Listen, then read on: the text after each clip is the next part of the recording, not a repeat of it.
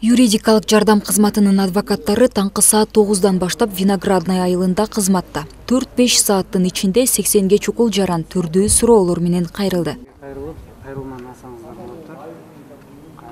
Пенсия, жүлүк пул, калкты иш менен камсыз кылууга көмөктөшүү, турмуштук оор кырдаалдагы балдарды коргоп, үй бүлөлүк зомбулуктан сактоо, элетели булуңдуу көйгөйлөрү же суроолор менен адистерге кайрыла алышат. Алыс, көп көңүл бурулбаган айыл эли үчүн бул иш-чара чечилбеген маселеси боюнча жооп алууга чоң мүмкүнчүлүк. Тилектеш автобус келиптир, мана элдердин көйгөйү болсо, чечип береткен ким деп немеси болсо келип сурап чечип алсын, пенсия пособия жөнүндө.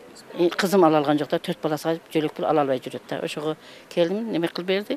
Эми мисал жаңы немесини 4 баласыга жаңы күйөөсүнүн колу керек, ондой деп ошо жолдорун көрсөтүп берди. Анан ала албай аткан соң кайрылсаңар биз неме кылып беребиз деди. Инвалид мисал жаңы немелерди да чечип беребиз деп шуну деди.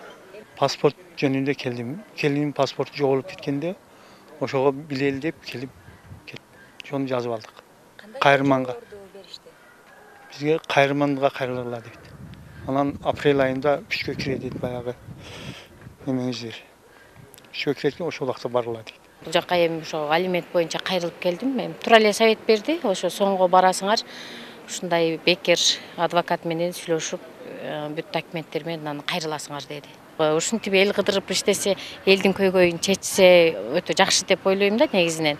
Анан экинчиден элдер чындыгында бул жакта багында карапайым адамдар көп да, бирин тапса бирин таппагандыктан, ошон үчүн чет болгондуктан шаарга барып ар жерди издеп табыша албайт ачык элечи. Ошон үчүн аябай мен өзүнчө эле элдин атынан деле аябай сиздерге ыраазычылык билдирем. Юстиция министрлигинин алдындагы юридикалык жардам кызматынын адвокаттарынан түзүлгөн мобилдик топтор 13 марттан тартып, Ош жана Нарын облустарынын пилоттук райондорунда баштаган. Ал эми 2022 марттан баштап Чүй облусунун пилоттук райондорунда иш жүргүзүшүүдө. Мамлекеттик социалдык камсыздандыруу боюнча түшүндүрмө берип жүрөбүз.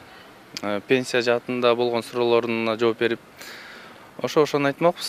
Кече мурда күндөрү Сокулук районунда болдук. Ошондой эле жергиликтүү эл менен жолугуп, чечилбей жаткан маселелерине жардам берип, чечип, андан тышкары ошо түшүндүрмө берип жүрөбүз.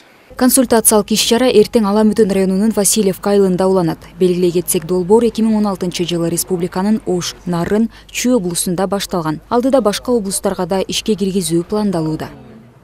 Айдай Ташыбекова, Жумабай Исманалиев, СТВ.